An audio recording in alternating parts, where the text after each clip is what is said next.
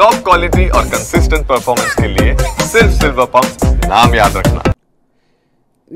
ನಾವು ಏನು ಅಂದ್ಕೊಂಡಿದ್ದೀವಿ, ನಾನು ಇತ್ತೀಚಿನ ದಿನಗಳಲ್ಲಿ ದ್ರಾವಿಡ ಭಾಷೆಯ ರಾಜ್ಯಗಳ ಜನರ ಜೊತೆಯಲ್ಲಿ ಒಂದಷ್ಟು ಸಂಬಂಧಗಳನ್ನು ಗೌರವದಿಂದ ಇಟ್ಟುಕೊಂಡು ಯಾವ ಶತಮಾನದಿಂದ ಕಾವೇರಿಯ ಸಂಘರ್ಷಕ್ಕೆ ಒಂದು ಅಂತಿಮ ತೀರ್ಮಾನ ಆಗಿಲ್ವೋ ಅದಕ್ಕೊಂದು ಅಂತಿಮ ತೀರ್ಮಾನ ಪಡ್ಕೋಬೇಕು, ಸಂಘರ್ಷ ನಮ್ಮ ಕಾಲಕ್ಕೆ ಹೋಗಬೇಕು ಅನ್ನೋಕ್ಕೋಸ್ಕರ ಆ ಸಂಬಂಧಗಳನ್ನು ರಾಜ್ಯಗಳ ಮಧ್ಯದಲ್ಲಿ ಇಟ್ಕೊಳ್ಳುವಾಗ ಇವತ್ತು ಹಿಂದಿ ಅನ್ನುವ ಒಂದು ಭಾಷೆ ದ್ರಾವಿಡ ಭಾಷೆಗಳನ್ನು ಮುಗಿಸ್ತಾ ಇದೆ, ಬಲವಂತವಾಗಿ ಹೇರಿಕೆ ಆಗ್ತಾ ಇದೆ. ಹಿಂದಿ ಭಾಷೆ ದ್ರಾವಿಡ ಭಾಷೆಗಳನ್ನ ಮುಗಿಸ್ತಾ ಇದೆ ಅಂತ ಹೇಳಿ ನಾವೆಲ್ಲ ದ್ರಾವಿಡ ಭಾಷೆ ಮಾತಾಡುವಂಥ ಜನ ಒಗ್ಗೂಡಿ ಕೇಂದ್ರಕ್ಕೊಂದು ಎಚ್ಚರಿಕೆ ಕೊಡಬೇಕು ಅನ್ನುವ ಕಾಲಘಟ್ಟದಲ್ಲಿ ನಾನು ಎಲ್ಲ ರಾಜ್ಯಗಳ ಸಂಪರ್ಕದಲ್ಲಿರುವಾಗ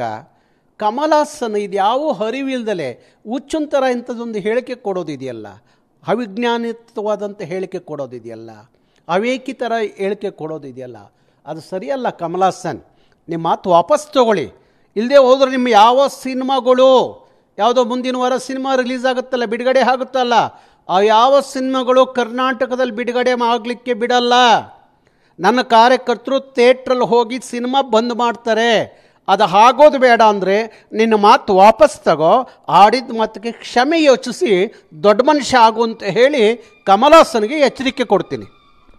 ಇದಿಷ್ಟು ಕರವೇ ನಾರಾಯಣಗೌಡರ ಮಾತು. ಒಟ್ಟಿನಲ್ಲಿ ಆ ಒಂದು ಭಾಷೆಯನ್ನು ಹೀಯಾಳಿಸಿ ಮಾತಾಡುವಂಥ ಪದ ಏನಿದೆ ಆ ಪದ ಬಳಕೆಯನ್ನು ವಾಪಸ್ ತಗೋಬೇಕು, ಇಲ್ಲಾಂದರೆ ಆ ನಿಮ್ಮ ಸಿನಿಮಾಗಳು ಕರ್ನಾಟಕದಲ್ಲಿ ರಿಲೀಸ್ ಆಗೋದಕ್ಕೆ ಬಿಡೋದಿಲ್ಲ ಅನ್ನೋ ಎಚ್ಚರಿಕೆಯನ್ನು ನಾರಾಯಣಗೌಡರು ಕೊಡ್ತಾ ಇರುವಂಥದ್ದು. ಕ್ಯಾಮ್ರಾ ಪರ್ಸನ್ ಜಗನ್ ಜೊತೆ ಶಾಂತಮೂರ್ತಿ, TV9 ಬೆಂಗಳೂರು.